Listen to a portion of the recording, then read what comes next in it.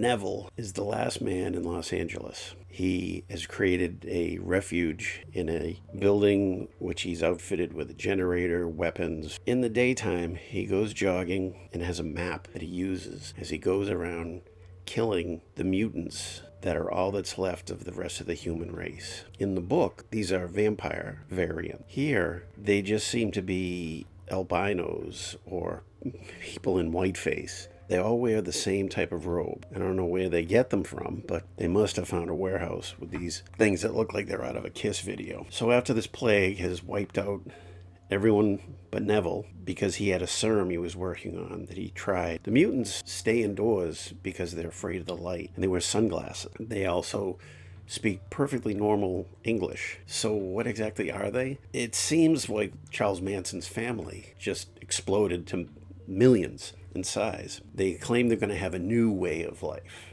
after they kill this one guy. Now, there's about a zillion of them to one of him, so I have no idea what they do with their time when they're not trying to kill him at night. He meets Lisa, played by Rosalind Cash. Lisa is a black woman, and this is barely touched on. It's a pretty big deal, though, back in the early 70s, to have a romance in just a mainstream movie that isn't about politics, isn't about black and white romance. It just happens, which to me is a bigger step forward than another preachy, nakedly political movie. Lisa has a small group of kids with her who are not ill. Most of the science fiction of the 60s and early 70s was depressing. Science fiction was a gutter. It was not respected. So how to make it adult? Well, the first thing is don't be fun. Don't talk about whizzing around and how much fun it is to be a hero. You talk about overpopulation. You talk about drugs. The screenwriters didn't have an awful lot of respect for the book. First thing they did was say, oh, they're not vampires.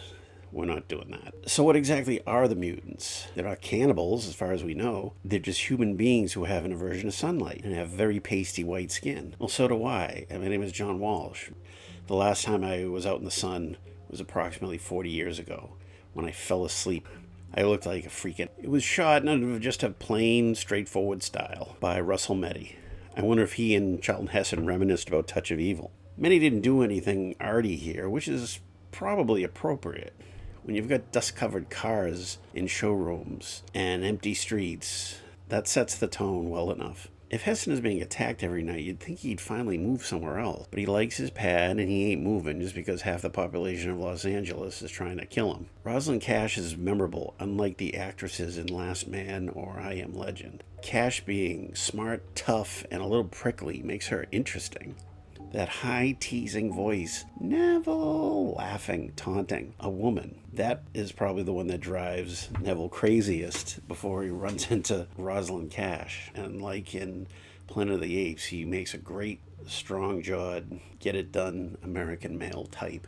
But one taunting woman in the dark gets him crazy. Omega Man was treated as just another movie, came and went at the time, but appeared quite a bit on late night TV in the 70s. That's when I first saw it. The genius behind Richard Matheson's book is that it grabs a very specific type of hell. You're the last man on earth, and there are beings out there that outnumber you, and they're trying to kill you, and you have no one to turn to. Matheson was able to invest simple stories with one supernatural element, with real human feeling. He was able to do that so easily, and he does it here.